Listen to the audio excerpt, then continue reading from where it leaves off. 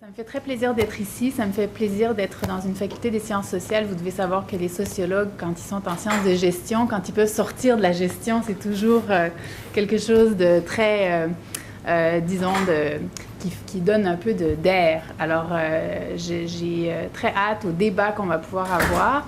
Je remercie tout spécialement Mathieu parce qu'on s'est rencontrés il y a quand même, moi je réalise qu'il y a beaucoup d'années maintenant. On l'avait reçu à l'UQAM au sujet des changements climatiques. Et donc, depuis, on avait effectivement continué un dialogue à distance, mais un dialogue quand même.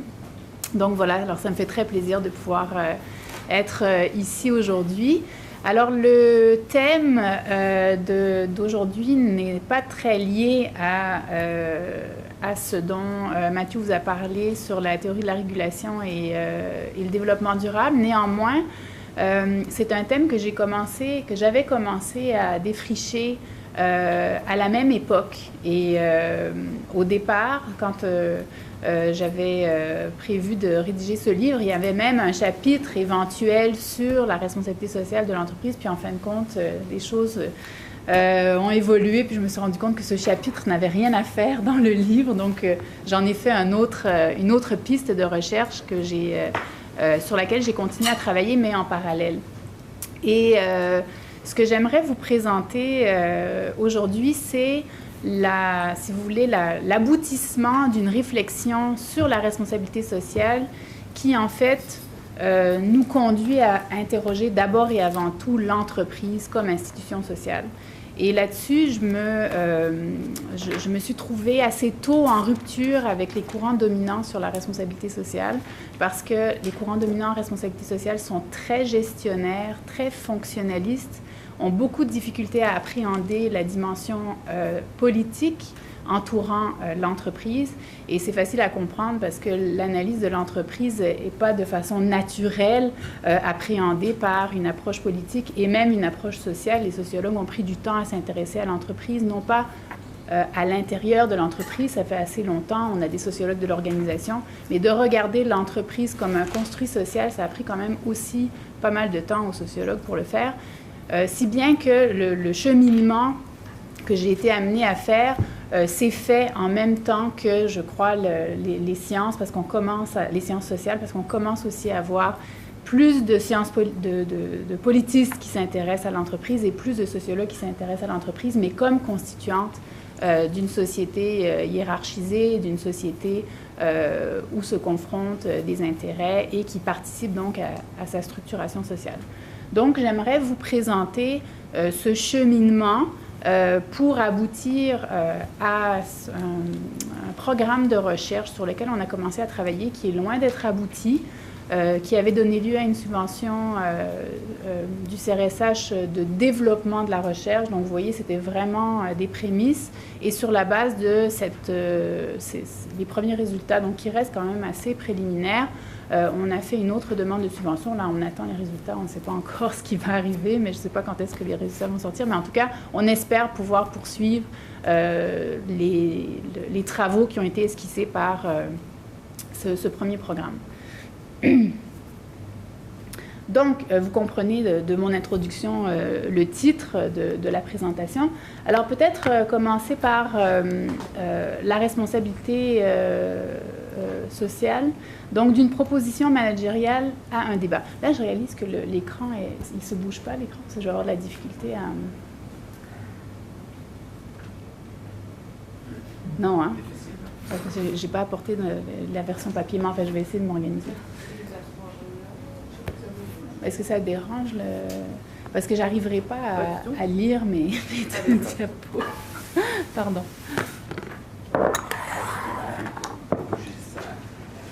Merci. Mais même ça, c'est trop loin. Alors, je vais regarder ici, en fait. Voilà, je suis désolée. Donc, la responsabilité sociale d'une proposition managériale à un débat social. Donc, ici, ce que je présente sur cette diapo, c'est l'évolution du concept de responsabilité sociale pour montrer que le concept de responsabilité sociale a été une réponse qui a été formulée par différents acteurs au fil des générations et que cette réponse-là, elle va se transformer on a toujours, si vous voulez, la question de l'ancrage de l'entreprise dans la société, mais cette question-là se formule différemment à travers, c'est la même question, mais elle se formule différemment à travers les époques, et donc la réponse, donc la responsabilité sociale qu'on propose comme réponse va changer de contenu au fur et à mesure que les époques changent. Alors tout d'abord, dans les années 20, on parle déjà de responsabilité sociale. Ce n'est pas une nouveauté, ce terme, contrairement au terme de développement durable qui va émerger beaucoup plus tard. Le terme de responsabilité sociale, on en parle très tôt dans le siècle.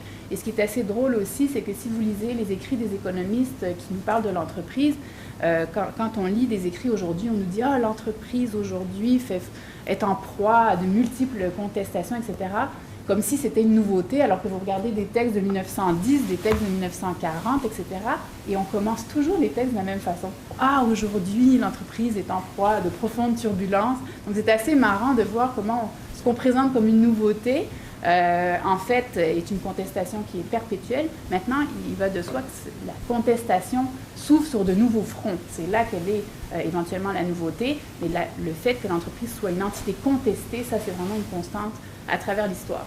Donc, les années 20, la réponse qui est donnée à cette contestation, c'est l'idée de l'éthique en affaires. Donc, c'est le bon patron, et là, vous entendez aussi le paternalisme, qui va, dans la bonne conduite de ses affaires, être éthique, traiter ses employés correctement, être en harmonie avec la communauté dans laquelle il œuvre, etc.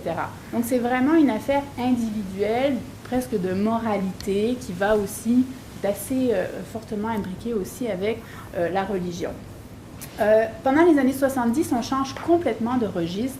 Les années 70, c'est une période qu'on qualifie de turbulence, de turbulente socialement, puisque vous avez les nouveaux mouvements sociaux qui émergent, évidemment féminisme, écologisme, pacifisme, etc. Et ces mouvements sociaux vont bien sûr interpeller le système étatique, mais ils vont aussi s'adresser, peut-être pour une nouvelle, disons dans une nouvelle interpellation, à l'entreprise directement, surtout sur le front, par exemple, de l'écologie. Et donc, vous avez à cette époque-là, évidemment, la toile de fond, qui est l'alternative communisme-capitalisme. Et puis, on va utiliser la responsabilité sociale comme légitimation du système capitaliste en disant « c'est pas nécessaire d'aller vers le communisme parce que grâce à la responsabilité sociale, on peut humaniser le capitalisme dans ses aspects les plus difficiles. » Et donc, la responsabilité sociale est vraiment présentée comme ce qui va permettre au capitalisme d'en arriver au même résultat en fait, des meilleurs résultats, puisqu'on va garder la liberté, mais en plus, on va avoir des résultats sociaux qui vont être équivalents et éventuellement même supérieurs au système alternatif du communisme.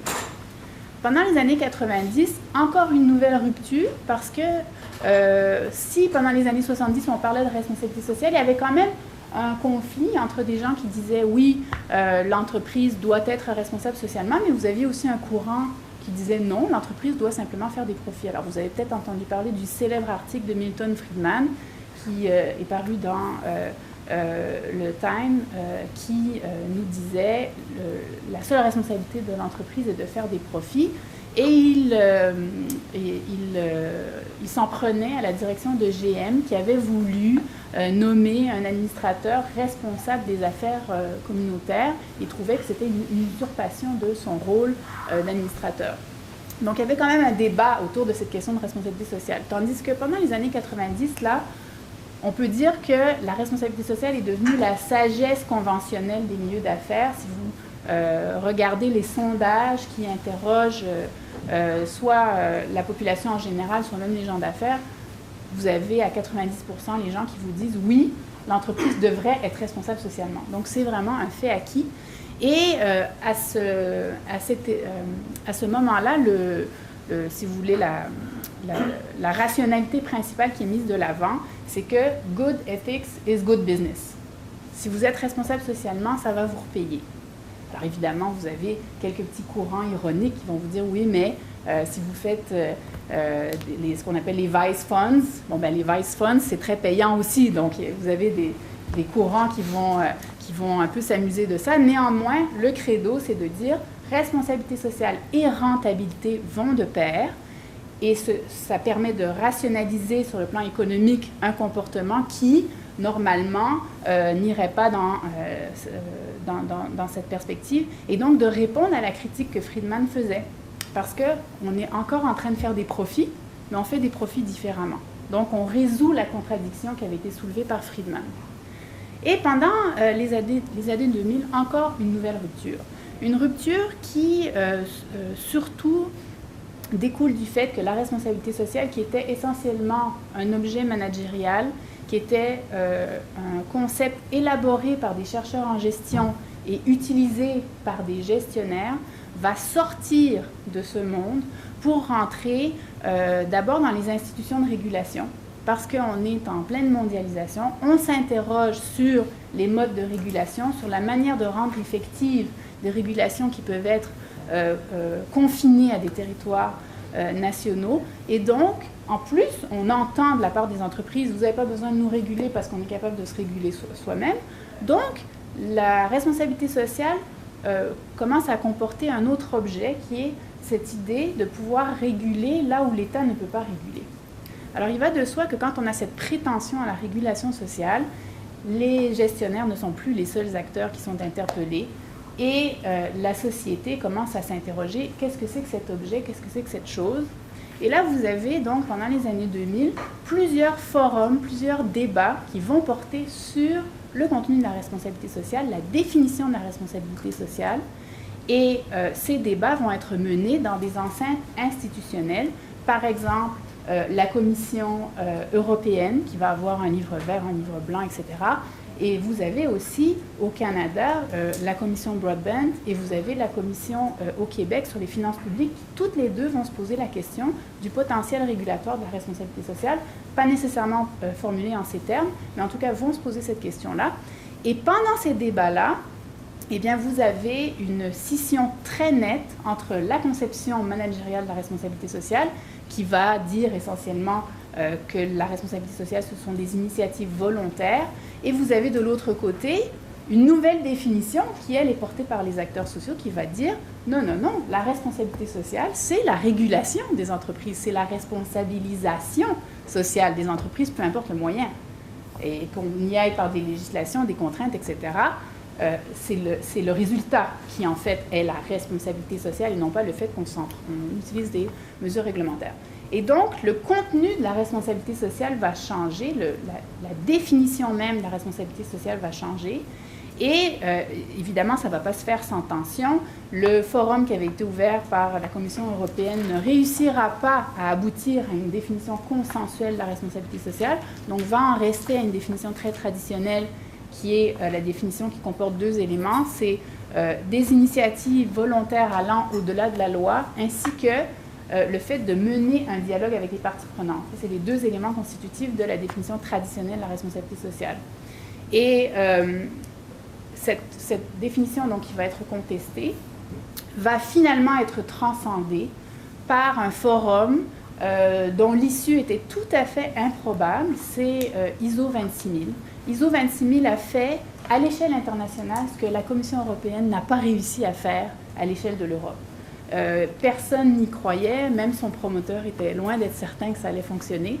Et la définition d'ISO 26000 de la responsabilité sociale est une définition qui va bien au-delà et qui s'émancipe même de la définition managériale de la responsabilité sociale, mais au prix de l'exhaustivité, parce que ISO 26000, ça fait 100 et quelques pages. Et c'est le document défini la responsabilité sociale. Bon, si vous prenez le concentré de la norme 26000, ça tient peut-être en une demi-page. Néanmoins, il y a à peu près de tout là-dedans, sauf qu'on y dit de façon très claire que d'une part, la responsabilité sociale ne se limite pas aux initiatives volontaires, mais qu'elle inclut les mesures législatives, les contraintes, etc. Et d'autre part, on y dit aussi que la responsabilité sociale ne se limite pas au dialogue entre les parties prenantes pour arriver à des accords privés, mais qu'elle reconnaît des accords institutionnalisés, comme par exemple le droit international, et ce qu'on appelle dans la norme ISO 26000 les normes internationales de comportement, donc pour inclure à la fois le droit international, mais aussi le droit coutumier qui pourrait se faire à cette échelle. Donc, vous voyez que la responsabilité sociale a vraiment changé de nature au cours des années. Alors, pour expliquer un petit peu ce qui s'est passé pendant les années 2000, pour comprendre cette nouvelle portée donc, du concept de responsabilité sociale, qui n'est pas sans avoir donné beaucoup de mots de tête aux chercheurs, bien sûr, parce que les chercheurs ne savaient pas trop où donner de la tête. Est-ce que c'est un objet? Est-ce que c'est un concept? Quelle définition lui donner? Si on s'aligne sur la définition des acteurs sociaux, de quels acteurs sociaux on va prendre la définition et quels sont les biais que ça va introduire de s'aligner sur une définition d'acteur social. Par ailleurs, construire le concept de responsabilité sociale, ça pose aussi la question de est-ce que c'est un objet ou un concept? Bon, bref, on peut dire que dans ce cas-là, la recherche a été assez épineuse. Mais le contexte dans lequel s'est passée cette transformation est important à rappeler parce qu'en fait, il va pouvoir expliquer la nouveauté des questionnements de l'entreprise et pourquoi est-ce que le contenu de la responsabilité sociale comme réponse a aussi changé. Alors, évidemment, je ne vous apprends rien en réitérant ce contexte de mondialisation, donc l'idée d'une part de la consolidation d'un marché global, mais aussi de la financiarisation de l'économie qui introduit donc de nouveaux facteurs de régulation. Là, je parle de régulation économique, évidemment. L'interdépendance des marchés financiers et des économies, alors on le voit, on l'a vraiment vu avec la crise financière de 2008, mais aussi l'émergence de problèmes globaux, à la fois des questions de sécurité, mais aussi des questions d'environnement. Et pour les questions d'environnement, je fais référence à la fois aux problèmes environnementaux globaux et aux problèmes locaux qui sont généralisés, comme par exemple le smog urbain, etc. Donc ça, c'est le contexte dans lequel l'entreprise va se trouver interpellée. Alors, elle va se trouver interpellée d'autant plus que elle est plus autonome grâce aux règles de marché qui sont instaurées par les multiples traités de libre-échange, par aussi l'OMC qui va imposer certaines règles, certaines contraintes pour la gestion économique des États. Donc, dans ce contexte, l'entreprise se trouve à être plus autonome et cette autonomie va faire que, d'une part, elle va se trouver à être si vous voulez, la cible d'un dialogue direct de la société civile sachant qu'elle ne peut pas nécessairement passer par l'État pour faire transiter ses revendications, comme c'était le cas par exemple dans le modèle fordiste.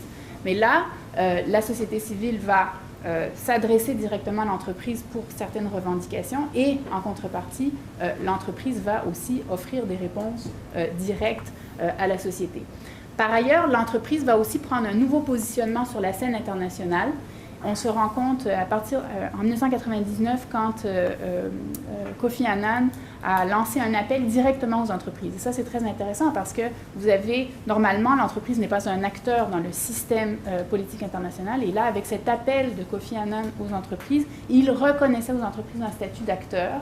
À partir duquel donc est née l'initiative Global Compact, que vous connaissez probablement, mais à partir duquel aussi les entreprises se sont constituées en acteurs, en interlocuteurs pour discuter pendant les forums internationaux. Alors à Rio, vous avez tout un groupe d'entrepreneurs qui a rédigé le rapport Changer de cap pour expliquer le positionnement de l'entreprise dans la modernisation écologique du commerce international et de l'économie mondiale.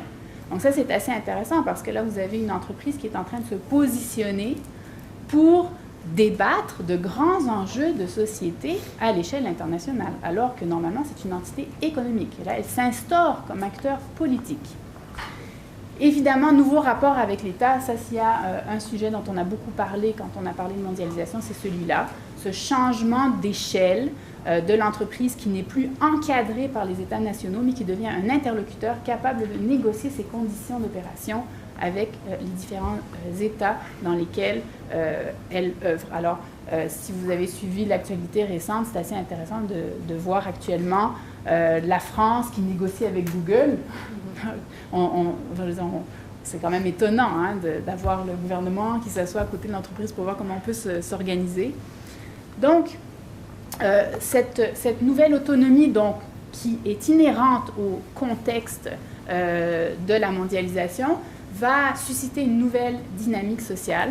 Alors, cette nouvelle dynamique sociale, là, j'en ai pas encore parlé, mais quand je vous disais tout à l'heure que les mouvements sociaux vont s'adresser directement à l'entreprise, une nouveauté apparaît à partir des années 90, c'est la modalité de la voie civile, qui va passer du registre simplement discursif au registre économique. Ça, c'est une grande nouveauté, c'est ce qu'on a appelé, nous, les nouveaux mouvements socio-économiques. Alors, pour être plus clair, j'entends ici les investissements socialement responsables et la consommation responsable. Donc, c'est les mouvements sociaux qui décident d'agir sur le terrain économique pour faire valoir des valeurs auprès de l'entreprise.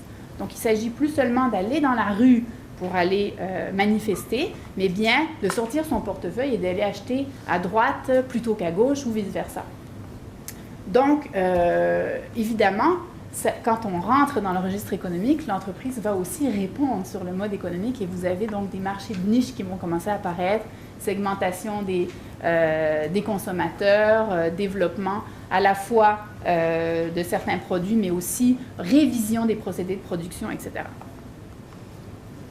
Alors, la question, ayant passé cette évolution, la question fondamentale qui demeure est celle de savoir pourquoi est-ce qu'on devrait penser que l'entreprise a une responsabilité sociale? Parce qu'on s'est posé la question tout le long, on a apporté des réponses différentes selon les époques, mais quand même, on peut s'interroger, pourquoi est-ce que l'entreprise pourrait avoir une responsabilité sociale? Et là, je vous propose trois réponses qui permettent d'expliquer les fondements les fondements qui pourraient expliquer ou justifier ou légitimer cette idée de responsabilité sociale. Alors, le premier, c'est donc la perspective de Friedman, qui va dire, en fait, comme je disais tout à l'heure, c'est pas qu'on n'a pas de responsabilité, c'est que la responsabilité sociale, c'est de faire des profits, et c'est comme ça qu'on contribue à l'intérêt général. Donc, la perspective de Friedman, c'est une coordination des intérêts particuliers. En fait, plus qu'une coordination, c'est plutôt un équilibre des intérêts particuliers. Si chacun s'occupe de son propre intérêt, on est sûr d'en arriver au bien commun. Alors, Freeman va répondre à ça. Donc, Freeman, c'est la théorie des parties prenantes, le fait que l'entreprise, pour être responsable, doit non seulement s'intéresser à ses parties prenantes traditionnelles, donc les actionnaires, les clients, etc., mais doit aussi interagir avec des parties prenantes qu'on qualifie de non traditionnelles, comme par exemple les collectivités locales, les ONG environnementales, etc. Donc, Freeman va dire, en fait, il faut s'intéresser à la responsabilité sociale de l'entreprise parce que les parties prenantes non traditionnelles peuvent affecter la rentabilité de l'entreprise. D'où, vous avez eu la réponse après, good ethic is good business. Donc, puisque les parties prenantes peuvent affecter les revenus de l'entreprise, il faut s'assurer de bien gérer ces parties prenantes pour s'assurer qu'elles sont contentes et que donc, elles ne vont pas empêcher l'entreprise de faire des profits. Donc ça, c'est la perspective de Freeman. Les parties prenantes peuvent affecter la rentabilité de l'entreprise. Donc, on doit être responsable socialement pour être rentable. Et la dernière perspective, qui est une perspective tout autre, qui est la perspective avec laquelle je travaille, donc qui est la perspective de Touraine, qui va plutôt mettre de l'avant la dimension d'institution sociale de l'entreprise, le fait que l'entreprise est un construit social, que ses frontières sont en fait le résultat d'une négociation, non pas une négociation formelle, mais une négociation ou un compromis social, et que les modalités de fonctionnement de l'entreprise, le fait qu'elle soit ou non responsable sur tel ou tel enjeu, et même la règle comptable, tout simplement, n'est en fait que le résultat d'un compromis social sur qu'est-ce que la valeur, comment devraient être distribués les passifs, sur qui devrait reposer la responsabilité, par exemple, d'une remise en état, etc. Et que donc, l'entreprise sera responsable socialement dans la mesure où ces règles constitutives définiront un périmètre de responsabilité.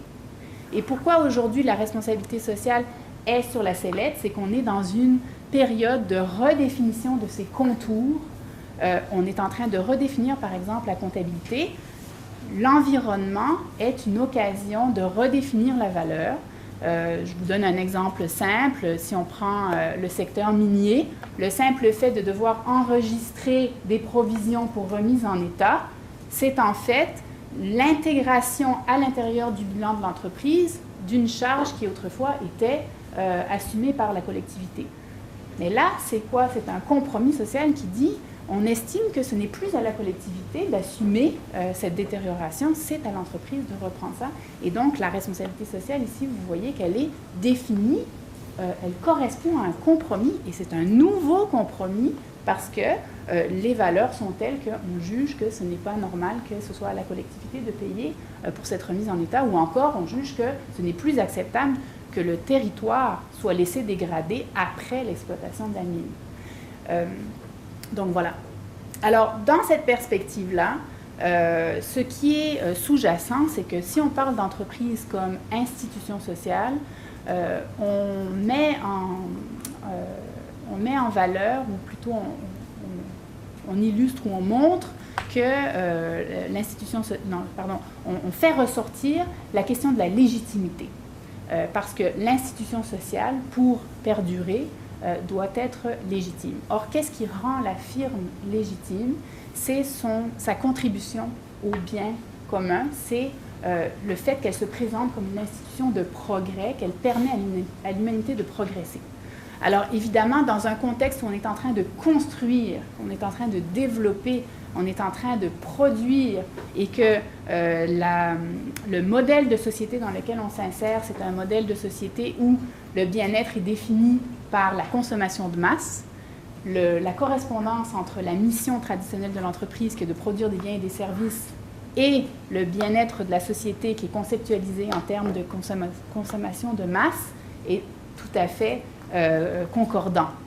Maintenant, si vous redéfinissez votre bien-être en termes de contemplation, de conservation, de protection de l'environnement, etc., là, on doit se poser la question, est-ce que ou comment l'entreprise productive contribue-t-elle à cette nouvelle perspective du bien-être? Et à cette question-là, l'entreprise n'a pas encore réussi à répondre. Elle le fait sur le plan discursif avec les rapports de développement durable. Les rapports de développement durable sont une tentative pour dire « oui, c'est vrai qu'on fait du profit, donc on répond à notre responsabilité selon l'ancien schéma, mais en plus, regardez, on contribue au bien commun parce que regardez comment on traite nos employés, regardez comment on protège l'environnement, regardez comment on est gentil avec nos consommateurs, etc., etc. » Et vous avez des pages et des pages d'enfants souriants, de champs verts, etc., qui montrent, en fait, qu'est-ce qu'ils montrent? Que l'entreprise contribue au bien commun. Et c'est tellement vrai qu'une entreprise comme Monsanto, sur son rapport, c'est écrit « nourrir l'humanité ». Si on ne la connaissait pas, on croirait que c'est une ONG, mais c'est Monsanto.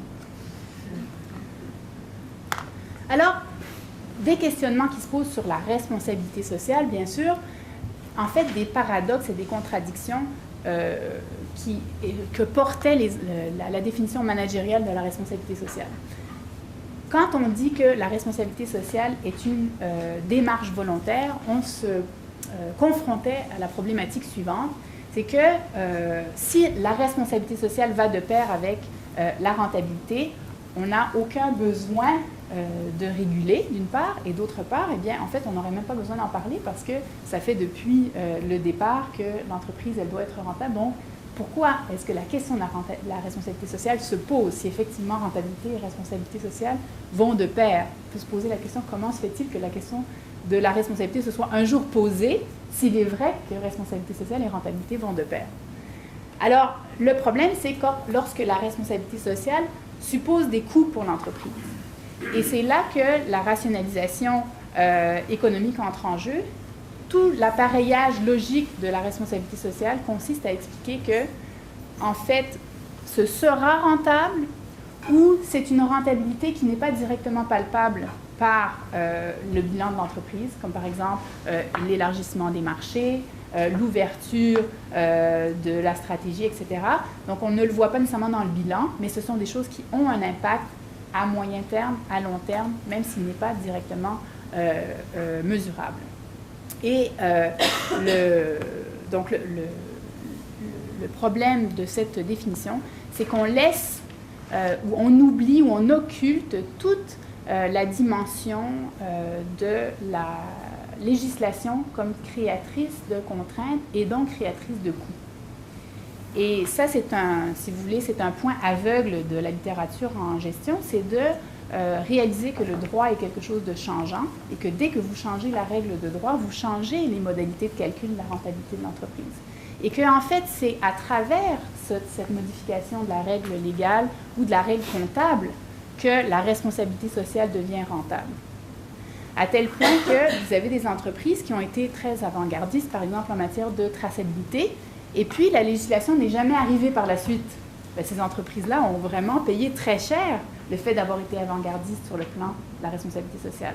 À l'inverse, on peut se dire, une entreprise qui prend des mesures pour limiter les gaz à effet de serre actuellement, bon, ça peut être lent au Canada, mais éventuellement, ça va être très rentable parce qu'elle aura déjà mis en place des procédés d'efficacité, etc.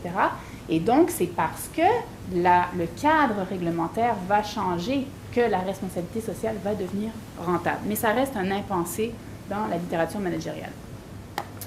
Alors, autre paradoxe dans la question de la responsabilité sociale, c'est que la littérature en responsabilité sociale, traditionnelle, j'entends, a toujours opposé les mesures de responsabilité sociale à la loi. Alors, on définit la responsabilité sociale comme une mesure allant au-delà de la loi. Or, quand on regarde dans la pratique, on se rend compte que les entreprises s'appuient toujours sur la loi pour définir leur responsabilité sociale. Plusieurs techniques, on va regarder la loi pour s'inspirer, alors regarder les tendances de la loi et se dire, bon, on pourrait faire plus, on pourrait faire moins, mais juste de dire au-delà de la loi, on voit bien que la loi existe dans la définition de la mesure de responsabilité sociale. Par ailleurs, quand vous lisez les rapports de développement durable, vous allez voir aussi que les mesures, les initiatives de responsabilité sociale, on les rend crédibles en utilisant la loi, en disant, regardez, la loi prévoit que, donc c'est une bonne initiative. Alors, la loi sert de balise au comportement responsable, mais ce qui est aussi intéressant, c'est que la loi peut être utilisée comme réduction des engagements volontaires, et ça, c'est le cas de toutes les entreprises qui font affaire à l'international. Si, par exemple, l'âge pour embaucher des enfants est beaucoup plus bas dans le pays, eh bien, l'entreprise va utiliser cette règle-là pour dire « Ah, mais nous, on respecte la loi ». Ou encore, si vous êtes dans un pays où les salaires des hommes et les salaires des femmes sont inégaux, eh bien, l'entreprise peut se dire « Ah, ben moi, je paie le salaire de la femme, mais et oui, c'est vrai que c'est inéquitable, mais c'est la loi ». Donc, il y a cette espèce de jeu qui est assez problématique. Enfin, toute la question de la partie de la définition qui concerne les parties prenantes. Là, vous avez le problème dont je vous parlais qui a été résolu, je dirais, avec 26 000, mais qui était quand même assez important en ce qui concerne la vision politique sous-jacente. Parce que lorsque vous dites que la responsabilité sociale d'une entreprise, c'est de négocier avec les parties prenantes, vous vous trouvez en situation d'une définition infiniment variable de la responsabilité sociale qui va toujours être négociée à la pièce. Et elle va être négociée entre la grande entreprise et éventuellement les petites parties prenantes. En tout cas, il peut y avoir quelques grosses parties prenantes, mais elles ne seront jamais aussi grosses que l'entreprise, ou très rarement. Et puis, la plupart du temps, vous allez avoir des parties prenantes qui sont même inaudibles, qui n'ont pas de voix. Et d'ailleurs, c'est assez intéressant à ce point de vue parce que ISO 26000 prévoit justement que l'entreprise, quand elle doit s'adresser aux parties prenantes, doit aussi tenir compte des parties prenantes non organisées et les plus vulnérables. Donc, c'est un problème qui a été entrevu et envisagé par 26000. Mais le problème dans tout ça, c'est qu'on ne reconnaît pas l'existence de normes universelles. On est dans un système où tout est infiniment variable et tout est infiniment négociable. Donc, c'est le paradoxe sous-jacent au deuxième élément de la définition traditionnelle de la responsabilité sociale. Donc, face à ces limites, comme je vous le mentionnais, le programme de recherche qu'on a mis en place a été construit à partir de l'idée qu'en fait, la responsabilité sociale n'est qu'un symptôme Et c'est le symptôme de quoi? C'est le symptôme de la rupture entre la mission traditionnelle de l'entreprise et le modèle de société qui est en train d'évoluer avec le paradigme de développement durable. Je ne suis pas du tout en train de dire là qu'on est dans une société de développement durable. Mais je dis que l'idéal de la société n'est plus l'idéal de la société industrielle avec la consommation de masse. On a bougé d'idéal et que par conséquent, actuellement, l'entreprise telle qu'elle a été conçue comme acteur principal de cette modernisation industrielle se trouve en porte-à-faux avec le nouvel idéal social. Et donc, elle se trouve à être obligée de se redéfinir ou d'être redéfinie par les différents acteurs comme institution. Et les acteurs qui actuellement profitent de la configuration de l'entreprise, bien évidemment, disons, ne sont pas tout à fait fervents de ces modifications, tandis que d'autres acteurs qui se sentent laissés pour compte ou qui, au contraire, sont porteurs des nouveaux enjeux, vont travailler à cette redéfinition. Alors, l'entreprise comme institution, c'est cette idée, comme je le disais au départ, cette perspective tourénienne que l'entreprise est une institution sociale et sa particularité, c'est qu'elle est privée. Et c'est ce qui en fait une institution à la fois particulière et en même temps qui est soumise, si vous voulez, aux aléas de n'importe quelle institution, c'est que elle dispose, en tant qu'institution privée, elle dispose d'une autonomie et son autonomie est inhérente à sa fonction, une fonction économique où l'autonomie importe pour la réalisation même de la mission quand on pense à la mission productive, à la fonction d'innovation de l'entreprise et à l'idée de progrès. Mais par ailleurs, comme elle est une institution sociale, il faut qu'elle puisse démontrer qu'elle est un plus pour la société, qu'elle apporte quelque chose en termes de progrès et aussi qu'elle n'est pas nuisible en tant que structuration du social. Alors, vous avez ici un graphique qui tente d'expliquer un peu où se situe cette conception de l'entreprise comme institution. D'une part, vous avez... alors ça, c'est la reproduction, en fait, de l'idée de Touraine, de la définition que Touraine a de l'entreprise. Il explique que l'entreprise, d'un point de vue sociologique, ce n'est pas un objet, c'est en fait 3 réalités. Et donc, l'entreprise doit absolument être appréhendée selon 3 niveaux pour être comprise sur le plan sociologique. Le premier niveau, c'est les acteurs sociaux. Donc, les acteurs sociaux sont en lutte entre eux. Et de cette lutte va éventuellement naître des compromis sociaux. Donc, les acteurs sociaux, je les ai mis tout en haut. Et le compromis, c'est cette ligne noire qui va être conclue pour un certain temps. Alors, vous avez là un mariage entre la perspective tourénienne et la perspective régulationniste, où on comprend que le compromis social est conclu pour un certain temps, mais qu'il y a des tensions sociales qui restent non résolues par le compromis et qui vont éventuellement refaire éclater le compromis et mener à de nouvelles institutions. Et à l'intérieur, eh bien, vous avez le niveau organisationnel. C'est le niveau du fonctionnement. Alors, on fonctionne à l'intérieur de certaines règles. Et la critique qu'on fait au courant managérial de la responsabilité sociale, c'est justement de poser des questions qui s'adressent au niveau institutionnel et au niveau des mouvements sociaux, mais de les poser à l'intérieur de l'organisation. Pour vous donner, au niveau de l'organisation. Pour vous donner un exemple qui illustre bien ce que je veux dire, la question de l'équité salariale. Vous avez les femmes qui vont dire il faut que les femmes reçoivent un salaire équivalent pour un travail équivalent. On est au niveau des mouvements sociaux. Et vous avez le mouvement patronal qui dit oui, mais c'est pas rentable. Donc, lui, il se situe au niveau fonctionnel. Ça ne marchera pas parce que c'est pas rentable. Mais en fait, il essaye de répondre à un niveau organisationnel, à une question qui se pose plutôt au niveau institutionnel. Alors, partant de cette perspective de l'entreprise comme institution, la question qu'on se pose, c'est de savoir comment est-ce que cette institution-là va évoluer. Et pour savoir comment est-ce qu'elle va évoluer, on peut déjà regarder comment elle a évolué. Alors, selon ce que je viens de vous dire, l'idée c'est de penser l'entreprise donc comme compromis institutionnel aujourd'hui qui résulte de luttes passées. Alors, de voir comment les luttes passées ont structuré le compromis tel qu'on le connaît aujourd'hui et de regarder aujourd'hui, selon les luttes que nous avons, vers quel compromis institutionnalisé on pourrait se diriger. Donc ça, c'est le cœur du projet de recherche que nous avons. Alors, les principaux facteurs de renouvellement du compromis sont de deux ordres. Bon, il y en a peut-être d'autres, mais là, je vous mets les deux principaux auxquels on s'est intéressé. Tout d'abord, la crise écologique, qui va questionner la conception du progrès, le développement, la richesse et le bien-être, mais aussi, donc, du côté de l'aggravement des inégalités, toute la question du rôle de l'entreprise, puisque l'effet de percolation n'est plus aussi convaincant qu'il a pu l'être.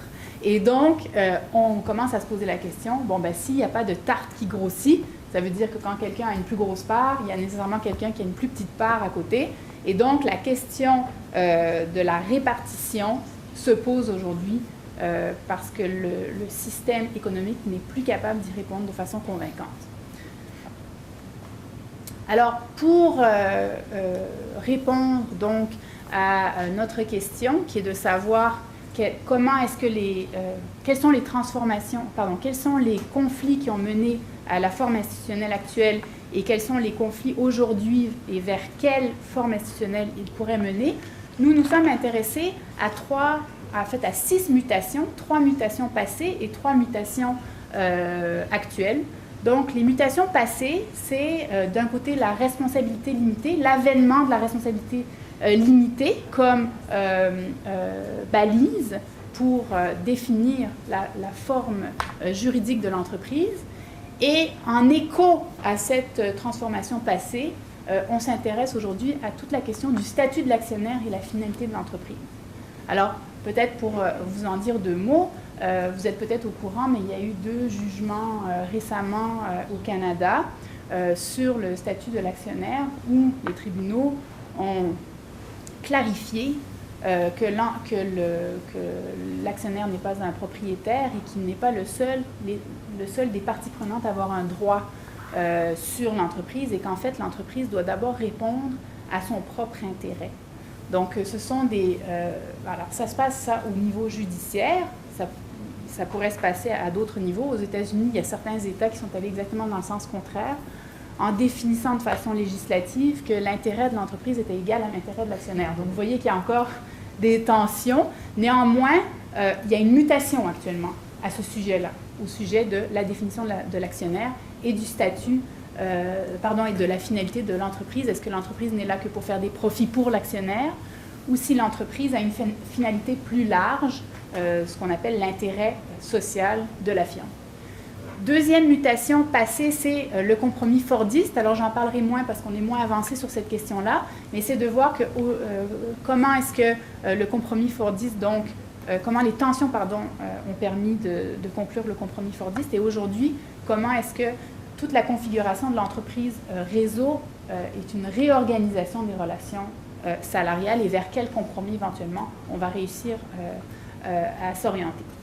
Dernière mutation, c'est l'amortissement comptable. Vous savez peut-être que l'amortissement est un dispositif qui a pris à peu près une centaine d'années avant d'être reconnu dans les règles normales et que l'amortissement a un grand impact sur la répartition des bénéfices et la possibilité pour l'entreprise de se développer ou moins ou non, et aussi sur donc, la répartition entre les fruits de l'entreprise dans le temps, mais aussi entre les acteurs sociaux qui sont impliqués autour de la structure.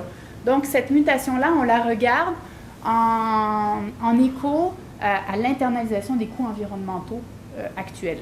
Alors, évidemment, c'est une vaste question, cette histoire d'internalisation des coûts environnementaux, et surtout, ça prend encore de multiples formes, c'est loin d'être stabilisé, et ça porte souvent pas ce nom-là, parce que les gens d'affaires sont tout à fait imperméables au principe même d'une internalisation des coûts qui suppose qu'il y ait des coûts externes. Alors déjà, c'est reconnaître William Capp, c'est un petit peu contraire au paradigme actuel.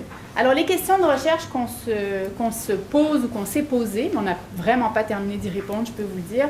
Donc, d'une part, quels paradigmes ont été et sont utilisés par les acteurs sociaux dans leurs conflits à propos de l'entreprise? Et sur quel idéal type de l'entreprise s'appuie-t-il pour rationaliser leur position et la présenter comme une perspective objective de la réalité? Donc, quand deux ou plusieurs acteurs se confrontent pour savoir comment définir l'entreprise, sur quels idéotypes ils se fondent pour leurs arguments. Comment la modernisation institutionnelle modifie-t-elle les rapports de force et comment est-elle appropriée par les différents acteurs sociaux? Donc là, c'est de voir effectivement qu'à chaque fois qu'il y a une modification de la structure institutionnelle de l'entreprise, la position relative des acteurs les uns par rapport aux autres change. Et bien sûr, vous allez avoir des luttes qui vont se faire autour de ces modifications-là.